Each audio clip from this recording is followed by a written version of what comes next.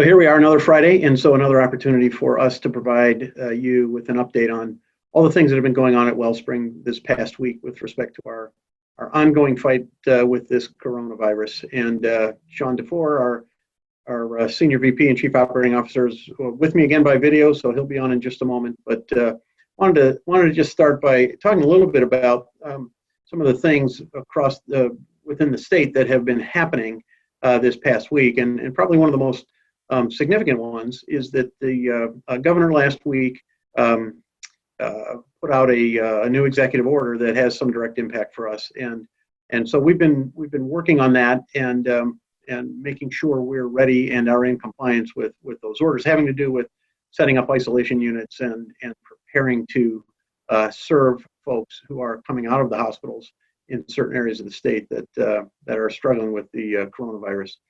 So before we get into more specific updates, I did also want to offer a bit of a perspective, I guess, of what is happening here, particularly with our senior population who are living in places like nursing homes and assisted living facilities.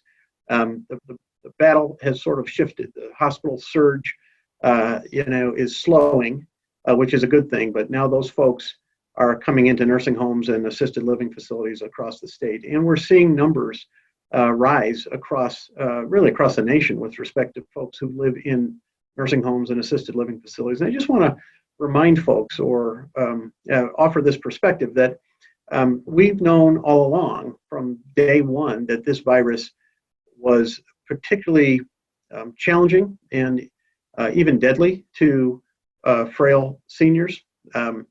And so everything we've been doing is all along has been to protect and to keep people as healthy as we can. The reality is, however, that folks who are living in nursing homes and assisted living facilities, for the most part, are really the frailest of the frail in our society. These are folks who are, on average, about 90 years old, and who have, on average, 3 or 4 co-occurring chronic diseases that add to the level of need that they have physically, but also add to the level of harm this virus can and will do to them. And in many cases, much of our population in nursing homes and assisted living facilities are also dealing with various levels of memory loss, sometimes profound, sometimes dementias, which make it also then a very hard population to work with respect to things like infection control procedures.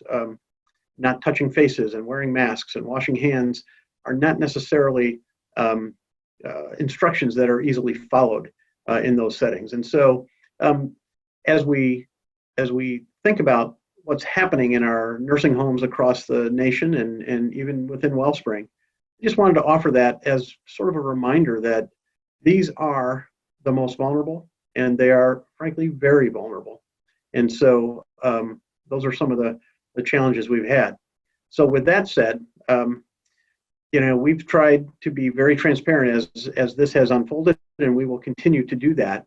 And so I have some hard news to share with you today.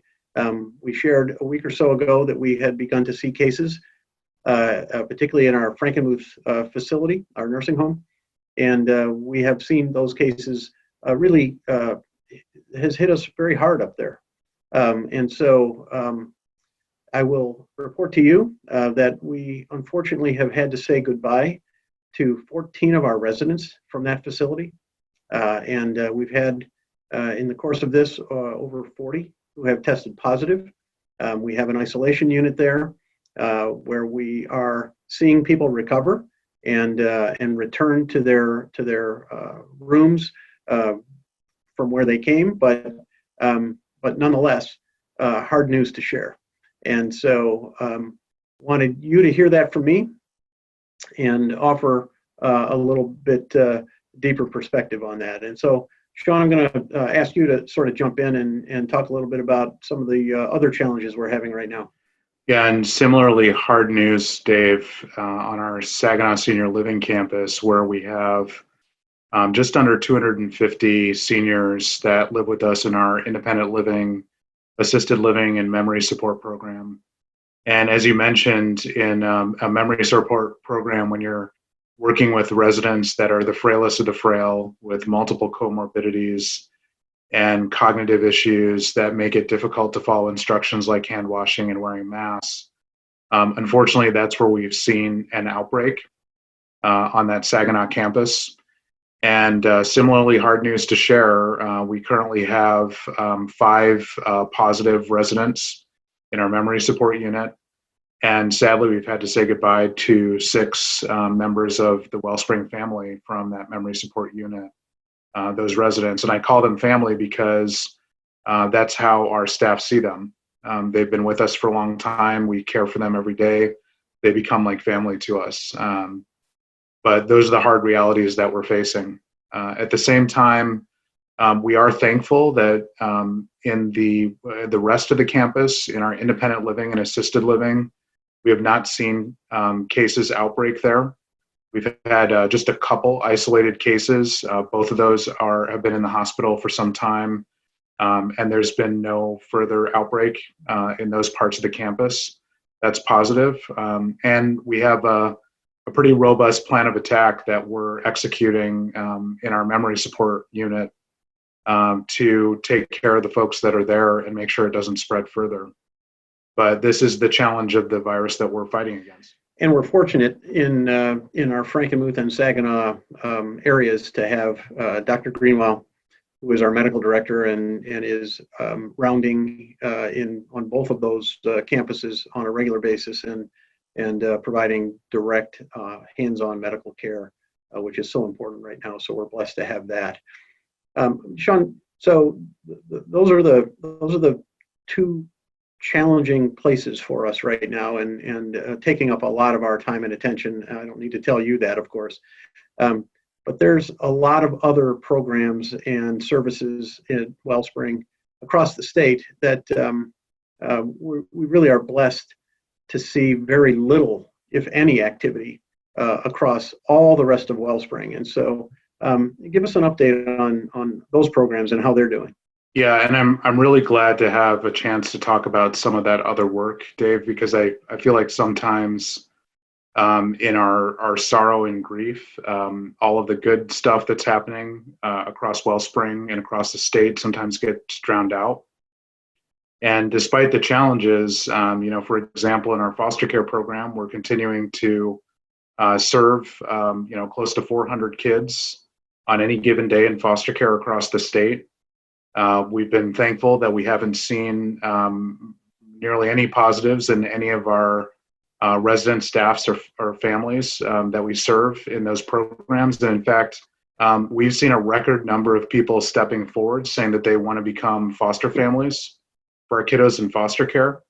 I'm heartened and encouraged by the way people are starting to show their hearts in a different way in some of those programs.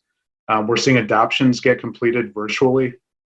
People pulling together from the court system, from the state, to make sure that kids are finding permanency despite the challenges of the time. We're being a partner with the state in a rapid reunification effort to make sure that kiddos that are in foster care aren't denied the opportunity to return home to their families because the system is running slowly as a result of COVID. Our behavioral health services have moved to teletherapy and are reaching families that previously had difficulty reaching us physically because of transportation barriers, and now we're able to serve them in their homes.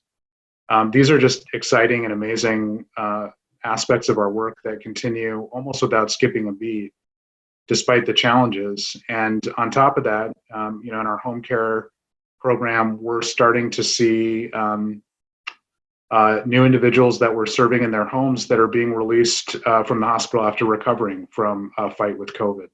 Mm-hmm. And it's really exciting to be able to work with those survivors now. Finally, I think we have to remind ourselves that despite the 2 areas of challenge that we have in Wellspring, on our senior side, we still have 250, 300 seniors that are healthy and strong and well cared for in the rest of our programs that thankfully have not been touched by this virus. and we continue to care for them. And we're thankful and hopeful.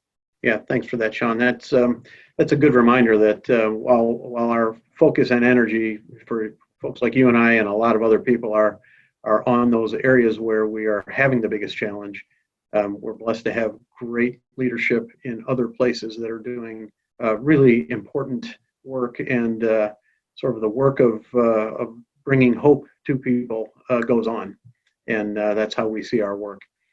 So as we wrap up, I just want to sort of go back to the challenges that we're seeing, particularly in these two facilities, and Sean touched on this, and I just want to sort of round back on that. The staff of these places, these nursing homes in general, and assisted living facilities, have always been like family to our residents, and vice versa. And these are people who have dedicated their lives, in many cases, long-standing careers and tenure with us, to serve the frailest among us, and to be there to pray with the residents or to comfort them, and particularly now, since family has been sort of by edict not allowed to visit anymore. There's rules about that now. Our staff have not been just like family; they have really become family. The holding of the hand, the praying at the bedside, the comfort late at night when an elder is concerned and worried about how their kids and grandkids are doing. And so when we talk about losses, we talk about losing family, and Sean used that language earlier. And there's a lot of grieving going on in these facilities, not just ours, but across the land. And yet these are people that don't have time to grieve. And so I'm pointing that out to you to just, again, add a perspective here that says, when we report numbers, they are numbers, and you will hear about them sometimes in the news or sometimes directly from us and other facilities, whatever it may be. You hear numbers, we all do. But at Wellspring, at least for our conversation about these numbers, these are people we have loved and cared for, and the people that have cared for them are grieving along with these families who have lost their loved ones. And so we just would ask you to pray for those staff and for these families, of course. Continue those prayers and support in any way you can. Your encouragement means a lot, and so we would ask you to continue that. Keep those prayers coming, and take care of each other. God bless.